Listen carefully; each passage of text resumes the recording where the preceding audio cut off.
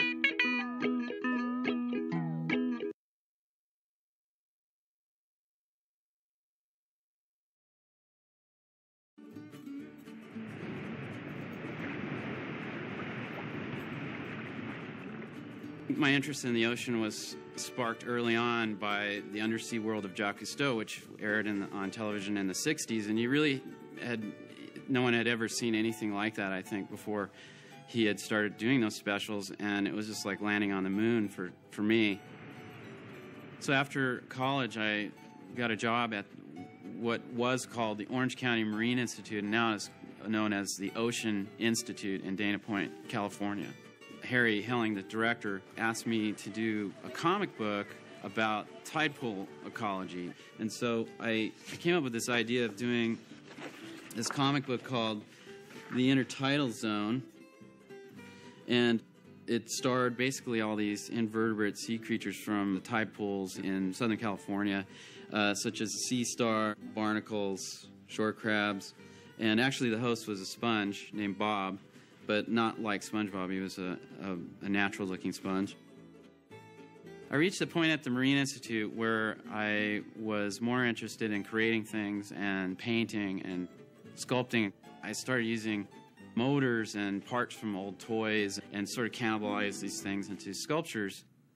I have one right here. This one is this dog that I made out of some motor from some toy. He actually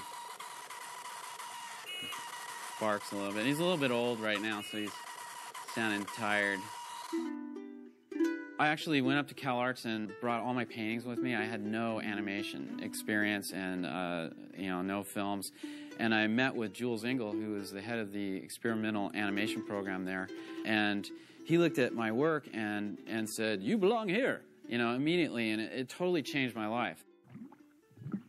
My thesis film was called Wormholes, and that was funded by the Princess Grace Foundation.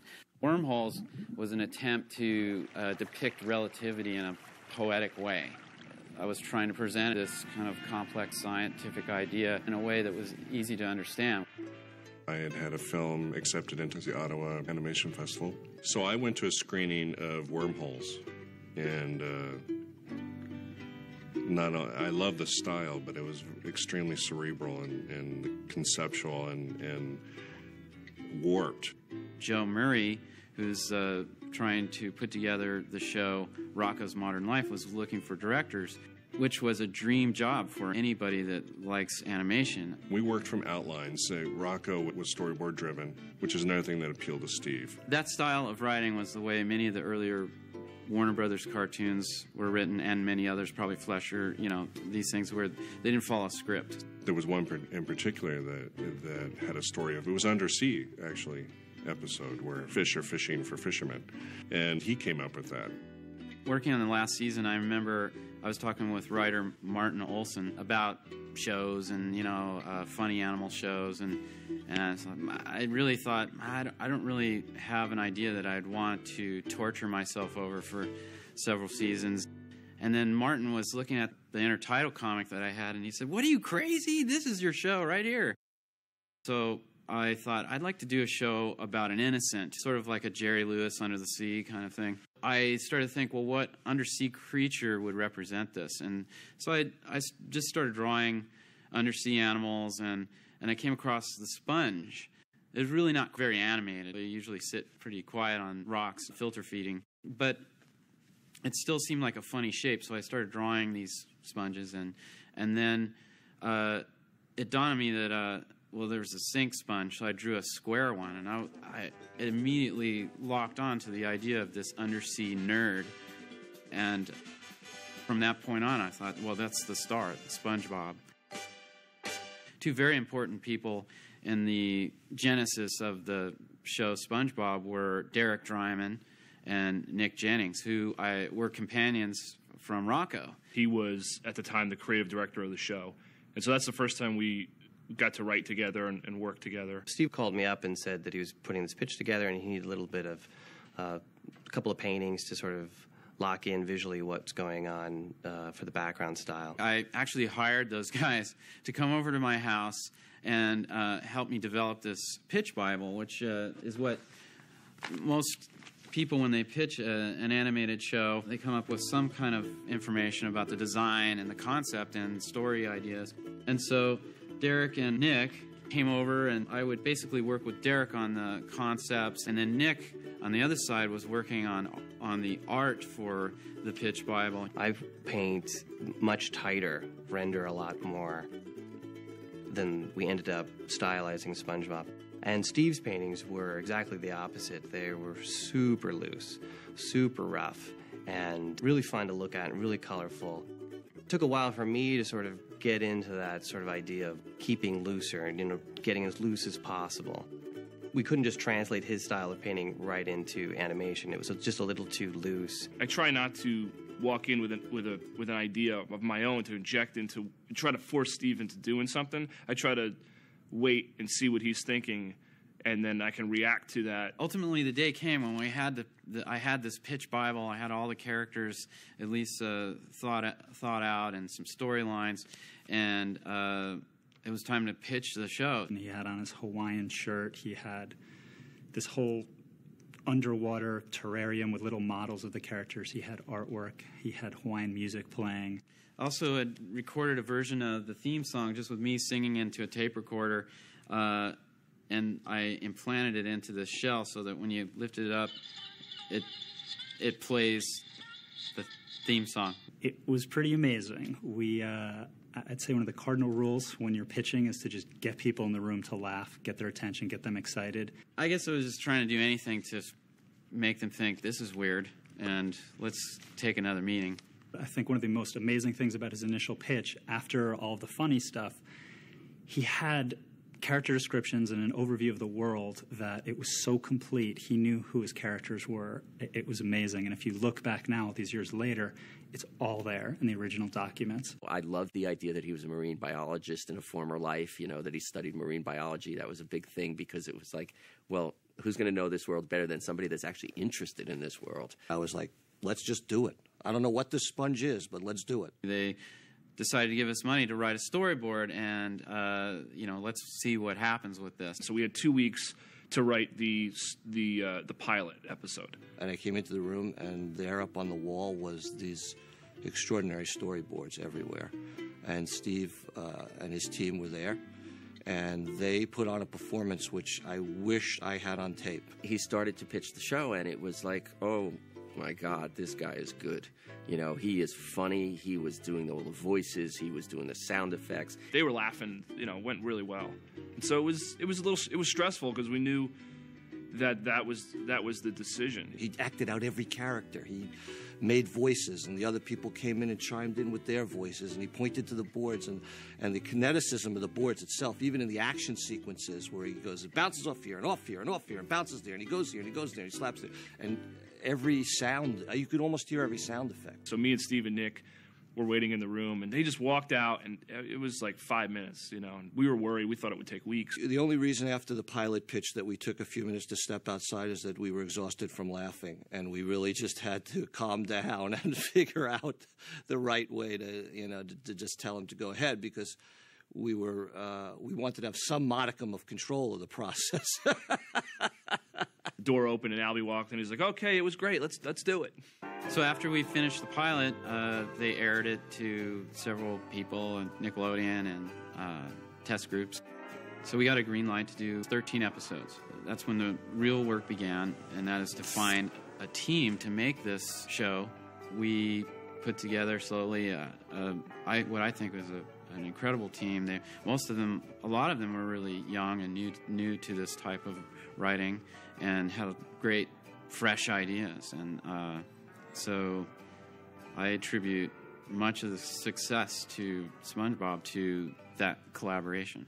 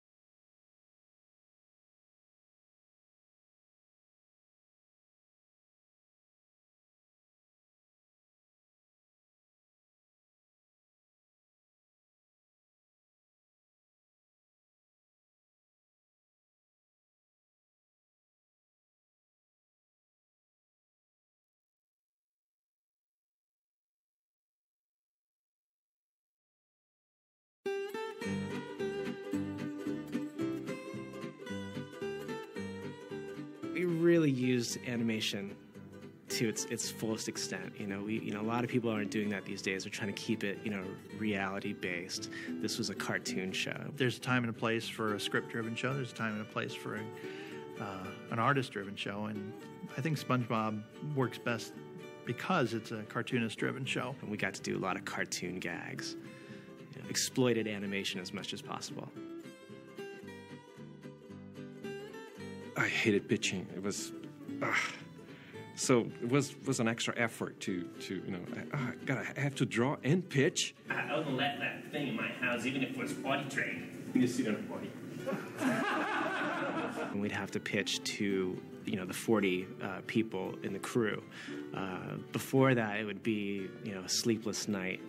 Just tossing and turning because I have a fear of crowds. But what would happen is the next morning I would, tons of sugar, lots of espresso, extra sugar in my Coca-Cola, run around the block, and then get in there and just try to pitch and try not to look at all the faces. And we just go through it. And hopefully you get the laughs and they don't pick up on how nervous you are. The cut line, he turns it again, and Patrick falls off. Turns it again, turns it upside down, again. Finally, it rights it up and hears,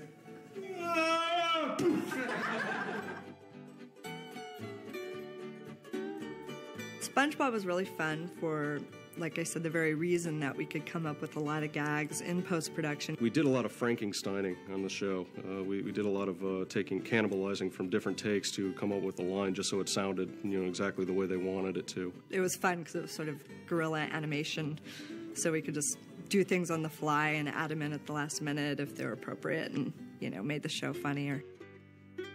Scuba diving is one of my favorite things to do. I could take my experiences underwater and, think about the different sea life and, use those things as color references. I was snorkeling or scuba diving on vacations in locations where this kind of plant life existed in the ocean. I appreciated it so much more than in the past. I was going, well, hey, I draw that thing. There's that thing, and that's the way it really looks down here. Aaron Springer is a cartoon genius.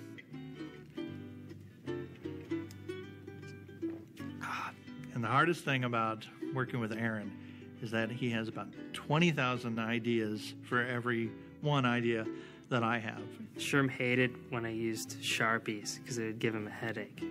So, but I think he secretly liked it.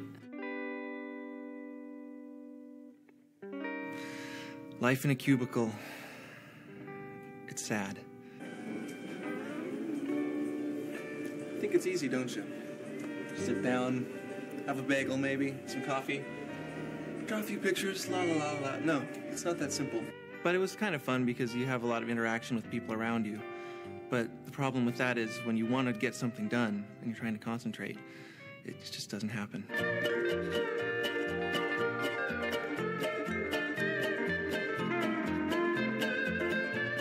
need those sheets.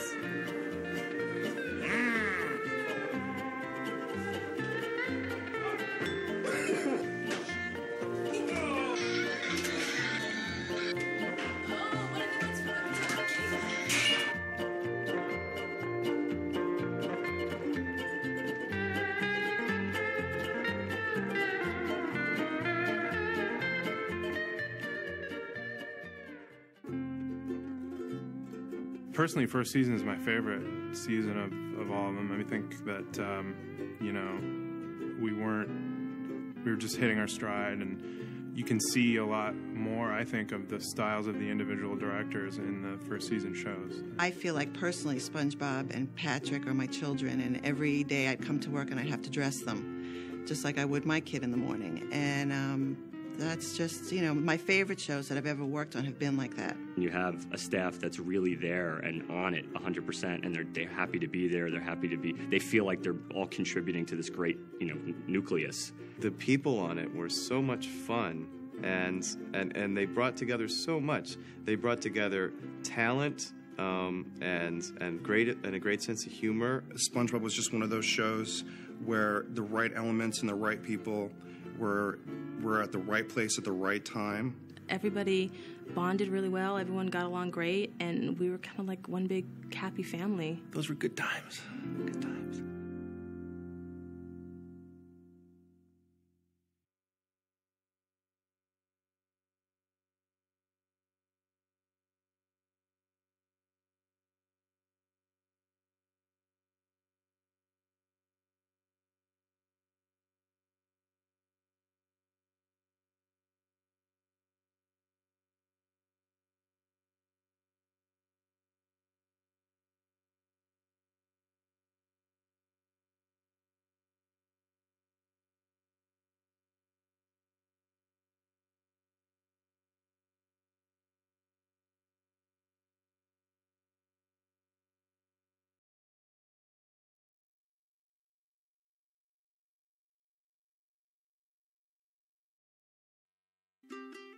I can't take off my pants. Look, it's the haunted mattress. It's a gift from a friend.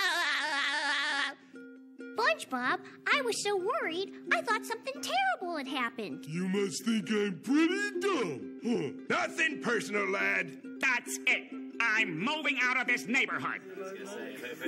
Take 2, 6, 7, 7, 9.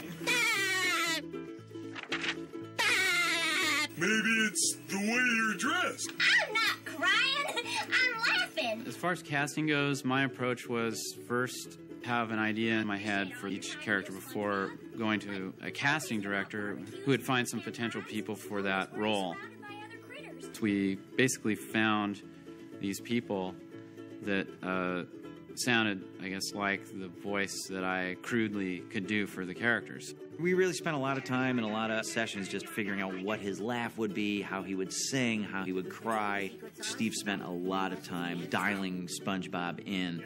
I remember Tom, he was looking in the mirror and looking at himself, and he said something like, "Oh, what's a sponge with square pants and a tie, thinking that I could get a job at a fast food restaurant." One crying Johnny coming up. I thought about that name SquarePants, and I thought it was really funny. It describes what SpongeBob is literally, but also I think it's his character. He's a starchy little square guy, well-meaning, clean-cut little nerd.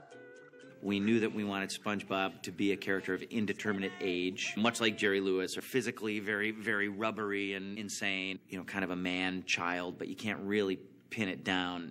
He goes to school like a kid, but he has a job like a grown-up. Hall monitor SpongeBob reporting for duty, ma'am. I'm ready to assume my position in the hall. You know, the character that Jerry Lewis played in those movies was very SpongeBob-ish in that his enthusiasm and desire to help people would often start a snowball rolling down the hill. Broken traffic light. Who's to say my monitor duties should end just because the bell rang? I can be helpful anywhere. This looks like a job for the hall monitor.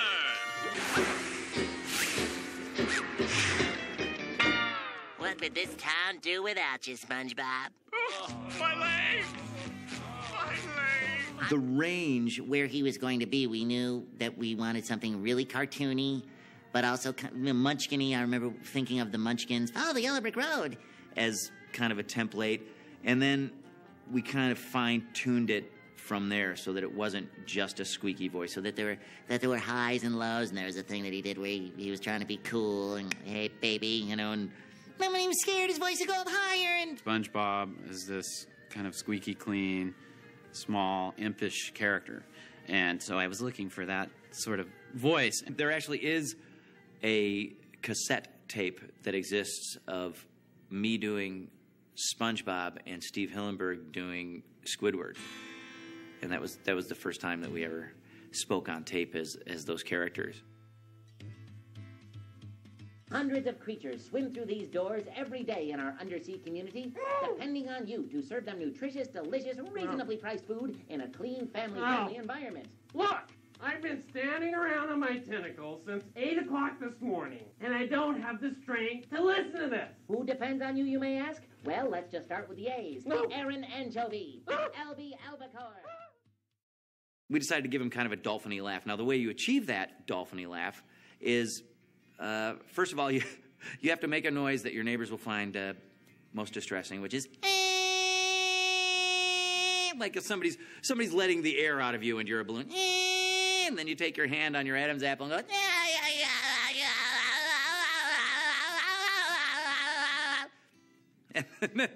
and then they give you money and your parents say, wow, that's weird that you can actually make a living doing that. Squidward is this curmudgeon, snotty, aloof, a wannabe artist. In a way, Squidward is the guy I can identify with most because he's a lot like us. It's a rock! A rock! He looks at SpongeBob, you know, he is crazy at times, and no one seems to notice except Squidward. It's a big, beautiful, old rock. Oh, the pioneers used to ride these babies for miles, and it's in great shape. SpongeBob! Will you forget the stupid pioneers? Have you ever noticed that there are none of them left? That's because they were lousy hitchhikers, ate coral, and took directions from algae.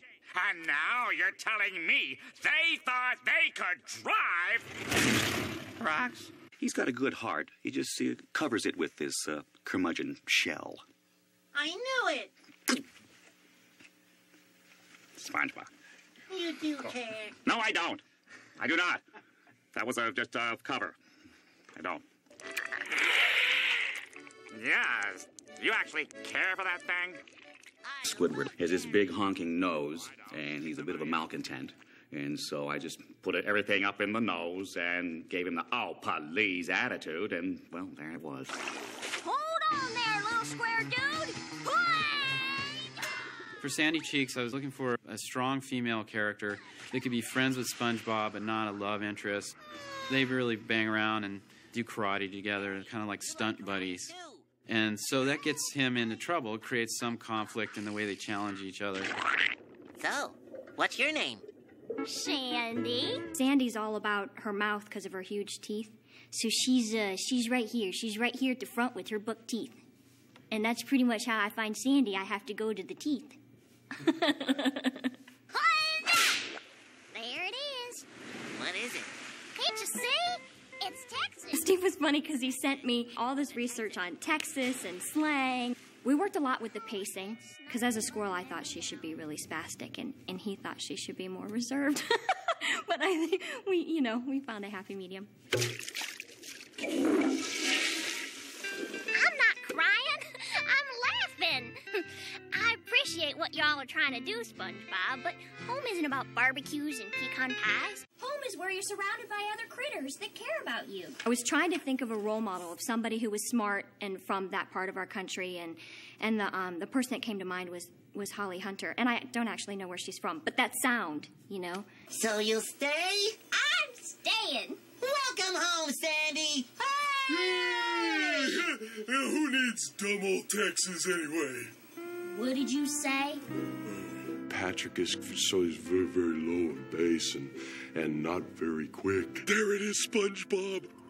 The carnival is back in town.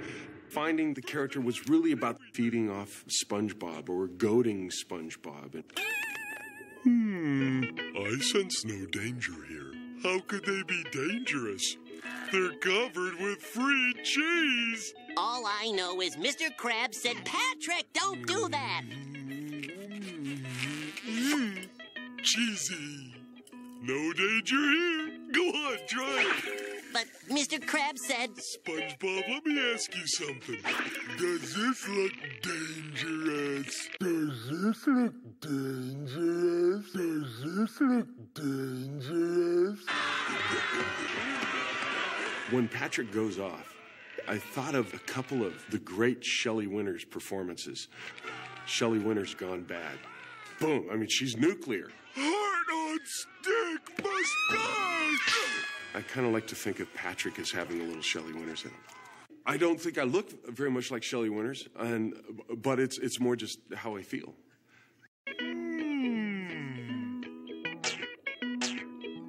It's off to jail for you, Mr. Krabs.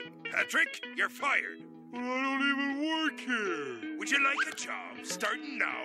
Why would I? You're fired. Mr. Krabs is probably the only adult, with the exception of Mrs. Puff, in Bikini Bottom. Steve actually can take credit for the laugh. He wanted something different than a typical pirate laugh, but still a pirate laugh. I went in, I. And he said, no, do it faster. I. Do it faster. Do it faster. Think of it, Mr. Krabs. You will be responsible for bringing culture to this cultural wasteland we call Bikini Bottom. And not to mention the money. The money? He loves money. And that's really all you need to know.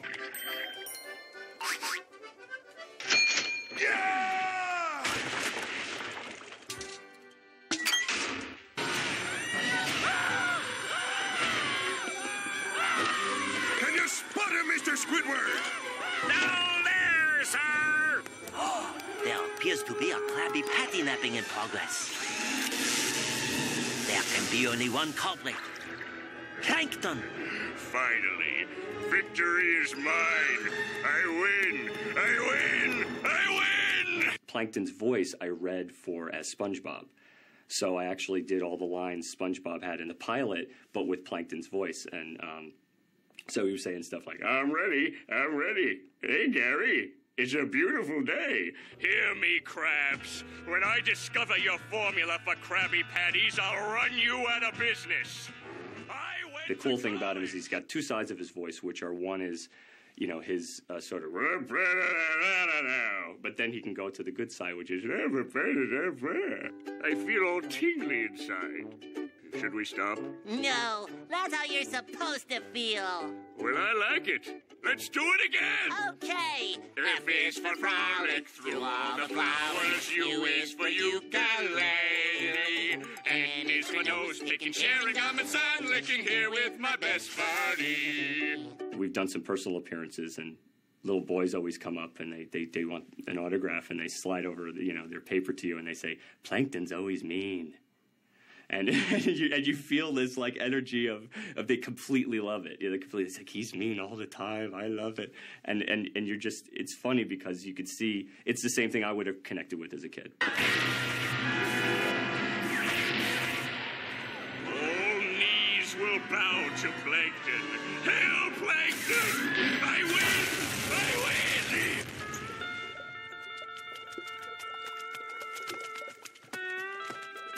Hey, free Krabby Patties! Hey, look at that! The incidental voices can be anything in the show that is not what they call the principal voices, which are the main recurring roles in a show. They are the little boy, the guy ordering a Krabby Patty. It's something different every show. I play incidental characters on SpongeBob SquarePants. The Halloween episode, I played a little girl fish who was making fun of SpongeBob. And in the Christmas episode, I played a little girl fish who had lost her two front teeth. So I kind of move around here and there. What is an incidental voice? Well, to me it is being at a wedding and telling a group of kids that you're not the voice of Sandy, but that you are on SpongeBob, and that you're just fish number 83, the occasional teen girl that's, oh, SpongeBob. It's different every show. It's like, boy number 2 or, eel number 76 or thought bubble number 7. Sometimes I do like a little kid voice. Or an old person's voice like that, or monsters. Hello, brothers. Often I'm a copfish. Son, we're looking for the maniac. Have you seen this man? Yeah. We usually have a great time during the records, which I think has a big influence on what you actually grab out of that. I think everybody really was suited. We always have the opportunity out there to do as best we can. And as an actor, we all appreciate that from Steve. They're all just really great people to be with, and people that I'm learning from all the time. I mean, astounded by some of the voiceover artists that come in there. It's like, whew, I just need to step down, because these are the masters. It sounds stupid to talk about cartoons this way, but really, Tom and Bill and Carolyn and Roger as Squidward, for sure, they're not really in the room. The real people aren't really in the room for a few hours. It's Bikini Bottom, very much like channeling. It's a very Shirley MacLaine kind of a thing, where for 4 hours, you're this sponge.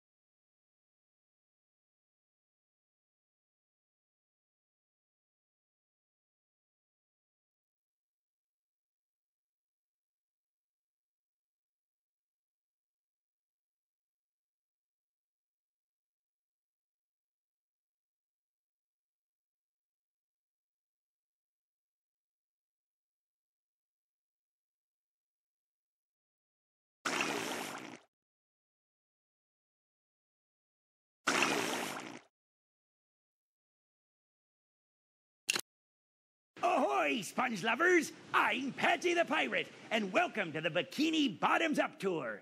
Using the arrows and the enter button on your DVD remote, you can find out more about my favorite place on Earth, Bikini Bottom. Well, let's get going. What do you mean you can't find the remote? Look in the cushions. The other cushion. I can wait.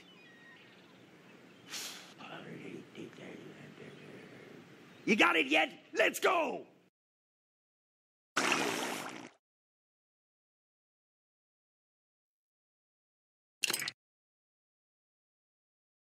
Ah, that there is SpongeBob's house. I think his house kind of suits his personality. Sugary, sweet, and very good smelling.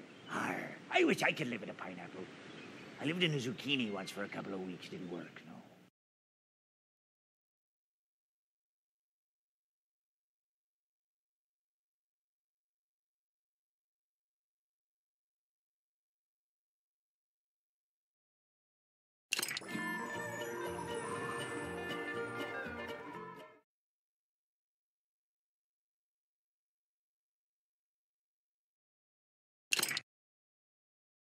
SpongeBob's trusty snail. We would all do well to be a little more like Gary. Loyal, self-reliant, friendly, doesn't shed. Does leave a slime trail, though. I guess that would be a con. Here, boy. Fetch.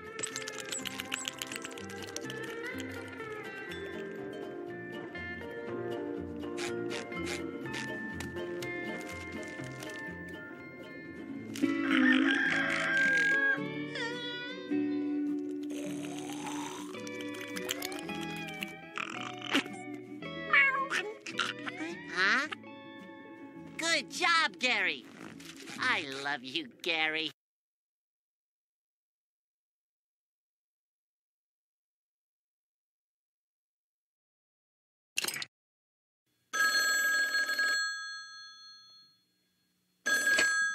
Hello, caller. You have reached SpongeBob SquarePants. I'm away from the pineapple now, but leave a message at the tone and I'll get back to you pronto. That means quickly, Gary.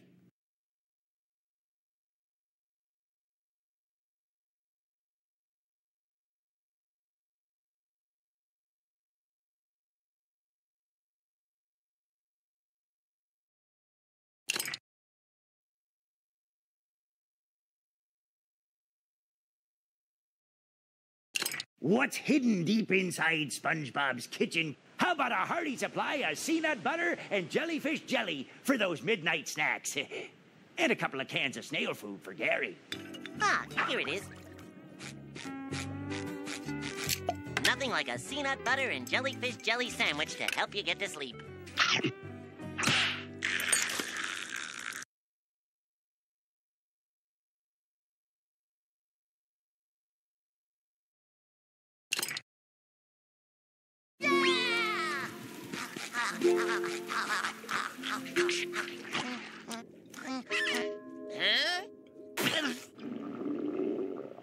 A quick midnight snack, and then it's back to bed.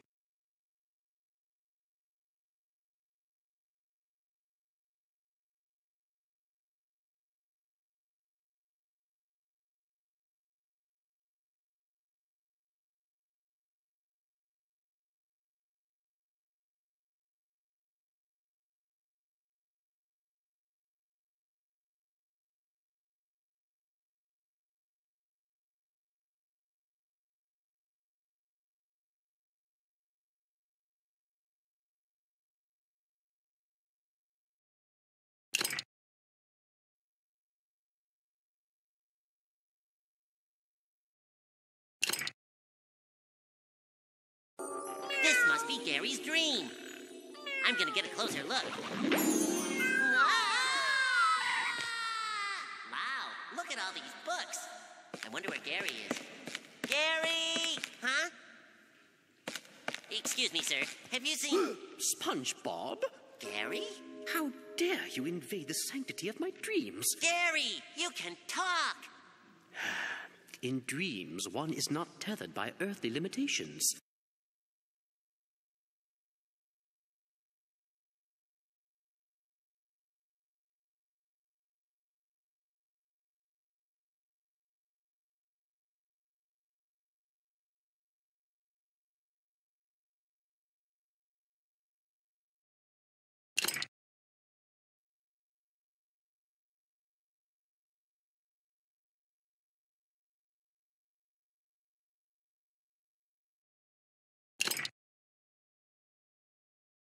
I've always wondered what's inside that treasure chest of SpongeBob's. Turns out even he doesn't know. He lost the key.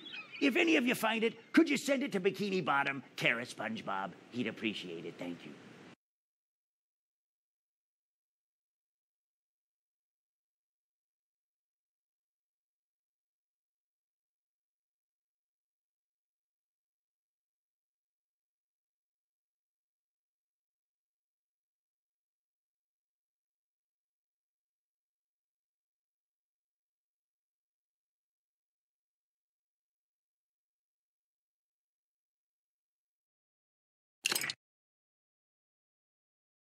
I can't pass my boating exam. I've taken it 38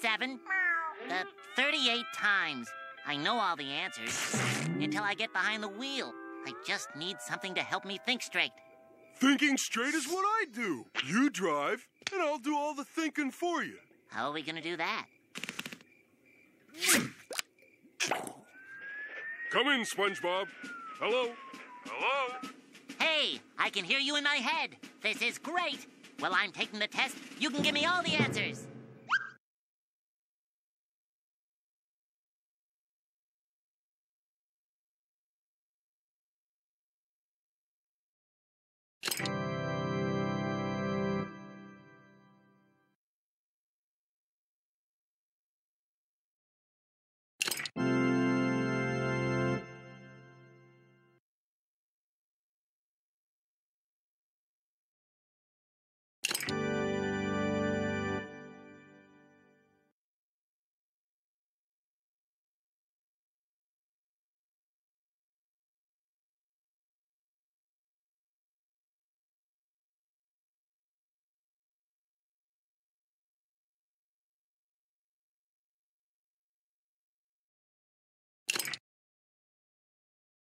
That's SpongeBob's bed. Not that he uses it much. He's too hyperactive to do much snoozing.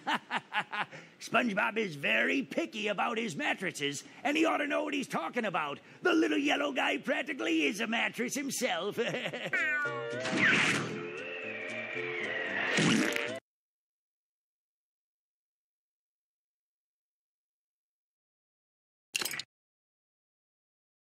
Why does SpongeBob have that diving board above his bed? Well, even when it comes to sleeping, SpongeBob likes to dive right in.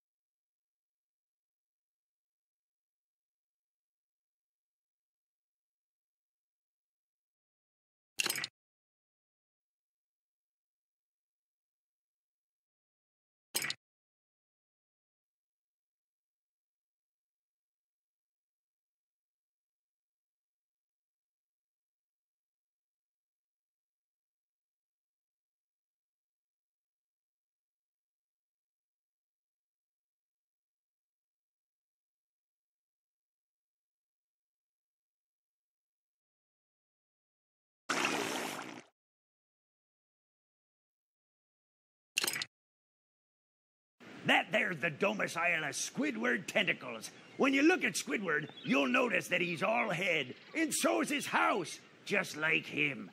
Brooding, mean, crabby. The difference is that with Squidward's real head, nobody's home.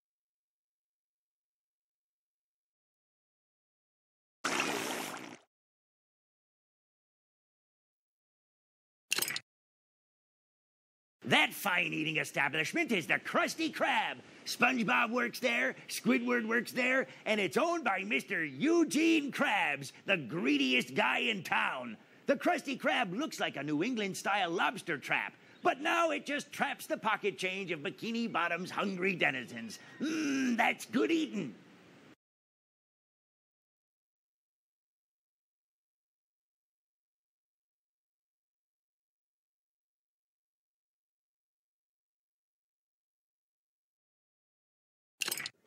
A customer. Welcome to the Krusty Krab.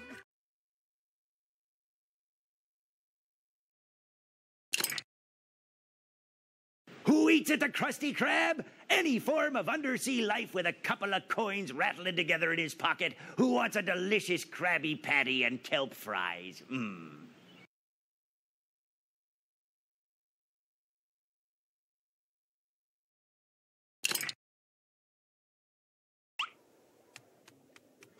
A customer. Welcome to the Krusty Krab. SpongeBob, cater to his every whim. And don't screw this one up. Aye, aye, sir. Welcome aboard, sir. Here at the Krusty Krab, you are the captain, and I, a mere cabin boy. You just say the word, and I will throw myself in the brig. May I take your order? All I wanted was change for the payphone. Aye, aye, sir. Monsieur's changer. Thanks. Here you go. Yeah!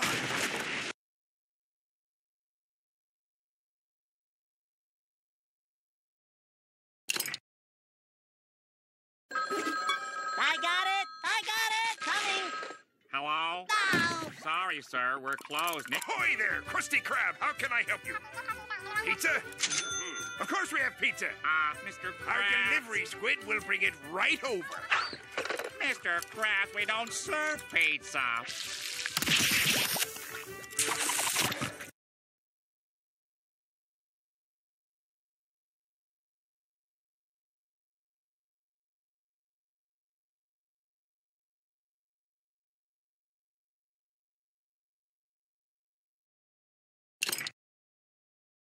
Have you finished cleaning the tables? I clean the tables, Mr. Krabs. Aye, but did you scrape all the gum off the underside?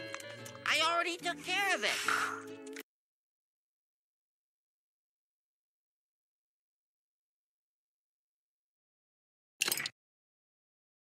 You call this food? My sandwich tastes like a fried boot.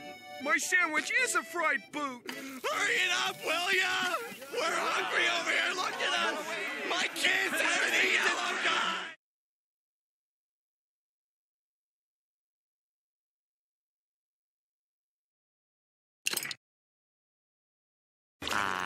Lunchtime at the Krusty Krab. Everyone enjoying their Krabby Patties. What's this?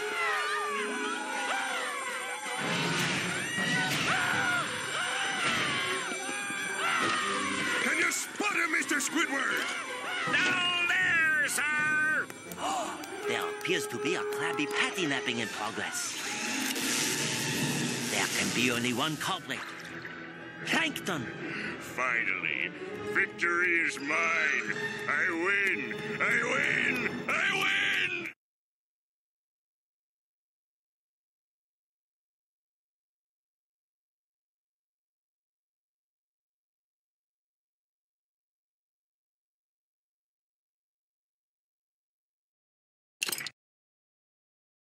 Welcome to the Krusty Krab. My name is Squidward. Can I take your order?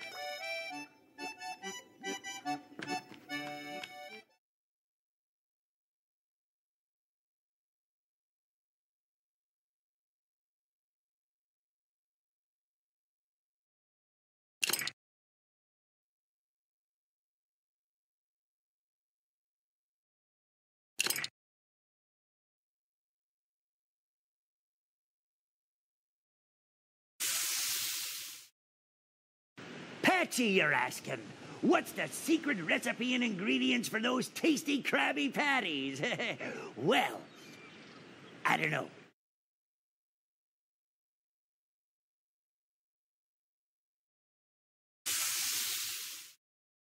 Oui, oui. Un Krabby Patty, monsieur. First, les patties. Come on, SpongeBob. Next, les ingrédients. Aye. Les moustaches. Wait, quit fooling around. Where's my Krabby Patty? Les, hold on a second.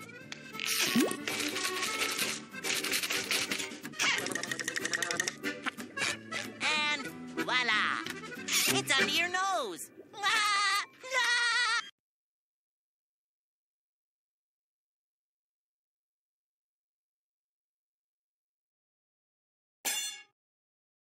Why does SpongeBob love his job so much? Well, the same reason that I swash, buckle, and keel haul. It's what I do.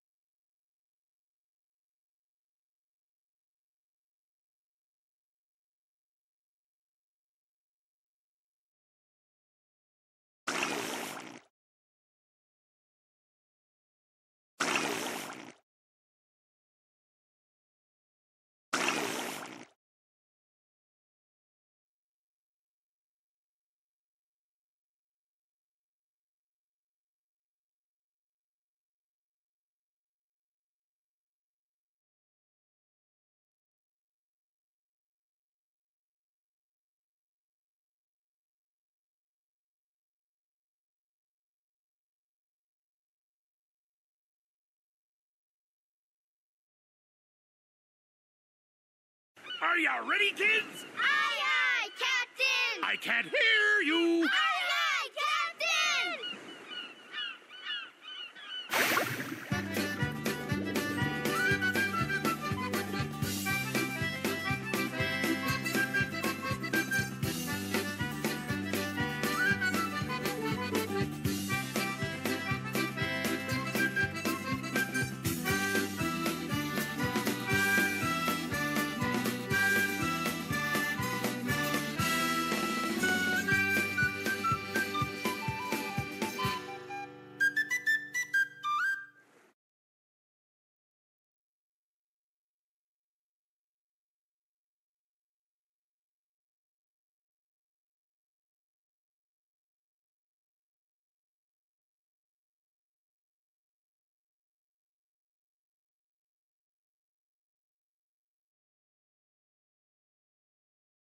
What is fun?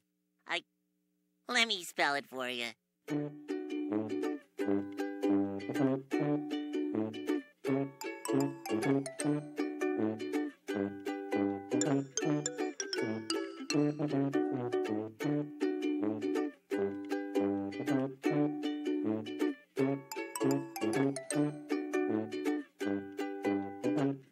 Plankton. Those things aren't what fun is all about. Now, do it like this. Never. That's completely idiotic. Here, let me help you.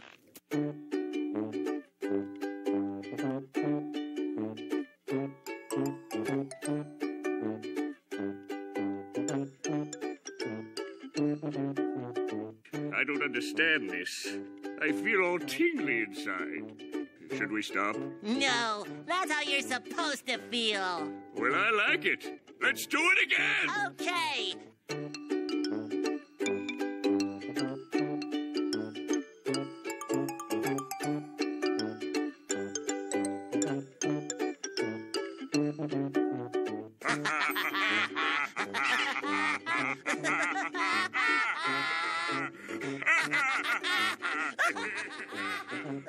Arr, mutiny.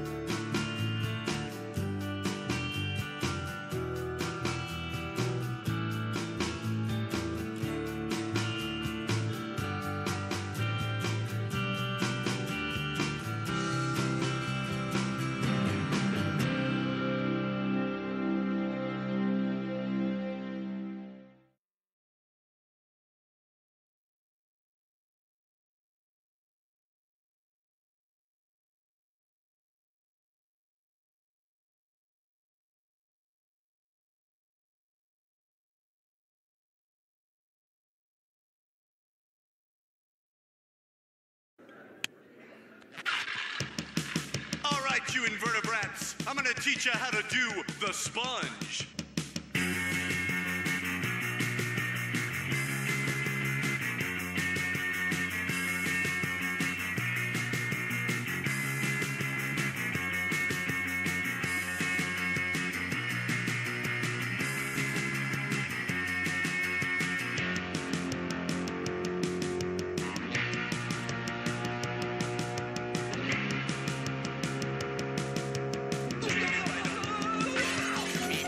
Get Moss pizza topping! Can't you see I'm doing the sponge?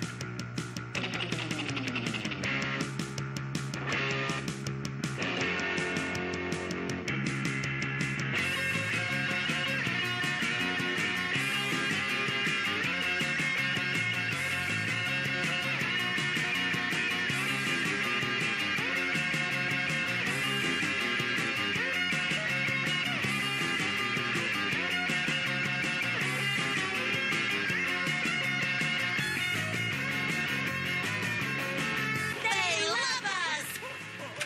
Yay! We're popular! Oh, God.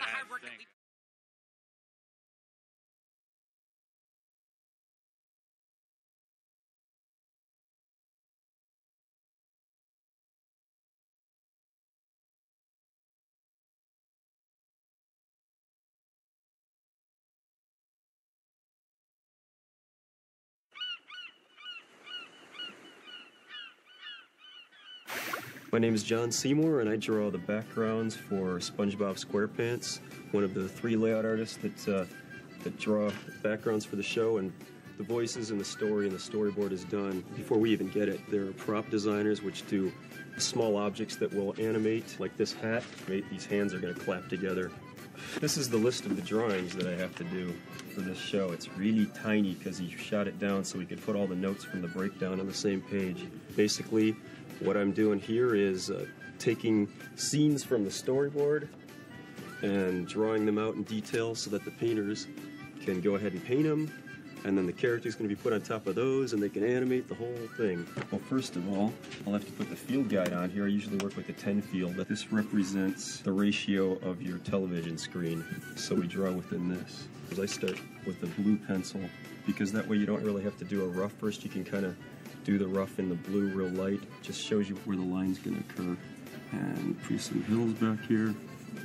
When you're in Goo Lagoon, all it is sand and goo. The waves, which are going to animate, these would actually be on another level and they'd be in red. And this is something that we do a lot of on this show, the bamboo posts in the ground. So that's going over a hill. Got to finish it off by showing what sort of terrain it is. This is sand, so I'm going to do some little sand indications. And of course the clouds.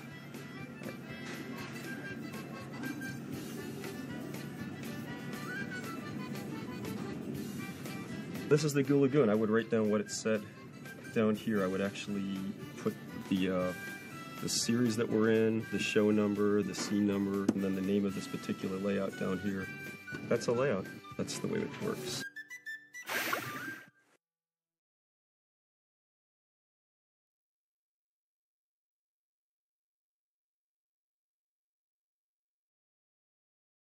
Bikini Bottom's 7 life strategies are here. Act now and you can put into practice these crucial techniques for spongier, squarer, and more absorbent living.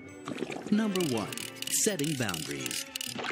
Don't touch me, I'm sterile. I can't play with you anymore. I just can't take the games. Be quiet, SpongeBob. Number 2, reverence. Wow, a golden spatula. Ta-da! A perfect patty, you delicate little Krabby Patty, with your tasty, juicy, scrumptious, warm, steamy goodness. Number 3, self-esteem. Do you know how lucky you are to have a friend like me? And they said I'd never make anything out of myself. I am confident in my abilities to successfully succeed. I is 100% mammayo.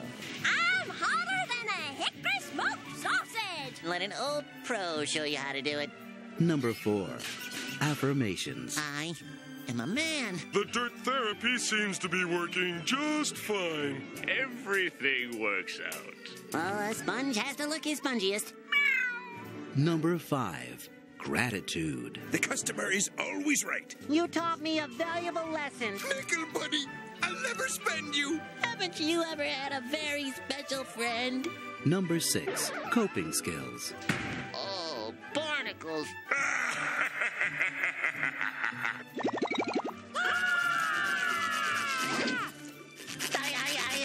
Huh? Number 7, compassion. You weak-minded fool! I'll fill your life with misery and woe! Shut your mouth, you mediocre clarinet player. With these 7 life strategies, you'll be spongerific, sponge-tastic, spongelicious even. But when in doubt, remember the SpongeBob mantra. I'm ready! I'm ready! Good! Now you'll be living squarer, yellower, and spongier every day. Repeat after SpongeBob. I'm ready, ready, ready, ready, ready, ready.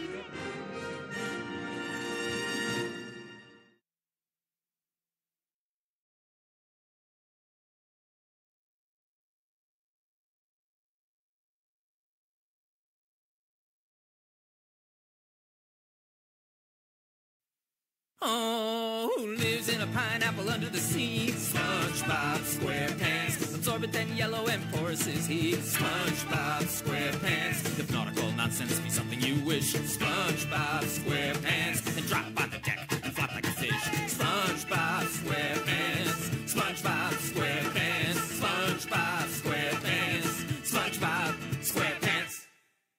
Only on Nickelodeon.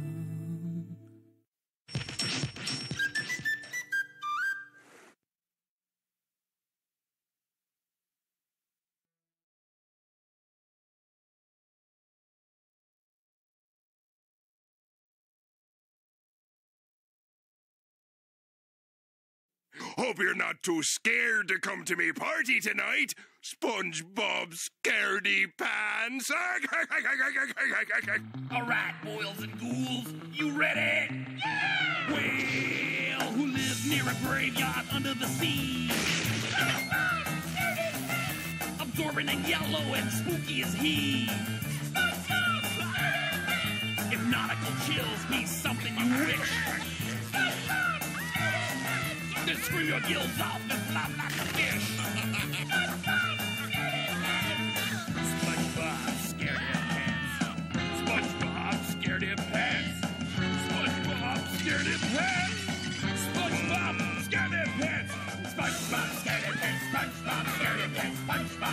SpongeBob SquarePants.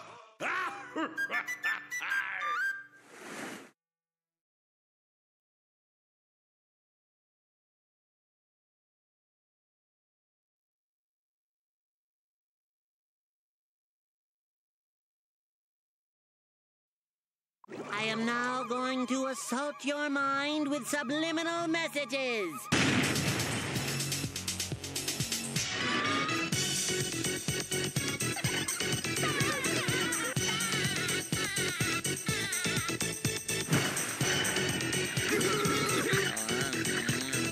What's shaking, my man?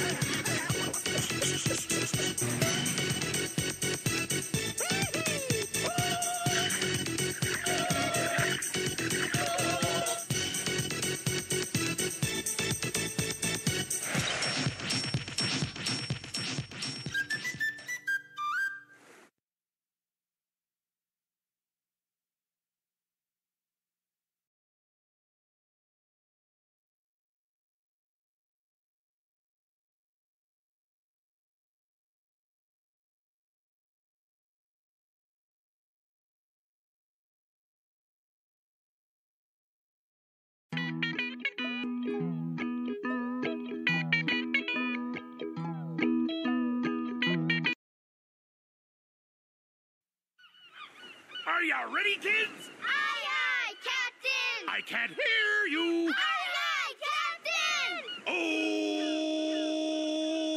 Who lives in a pineapple under the sea? SpongeBob SquarePants! Absorbent and yellow and porous is he. SpongeBob SquarePants! If nautical nonsense be something you wish, SpongeBob SquarePants! then drop on the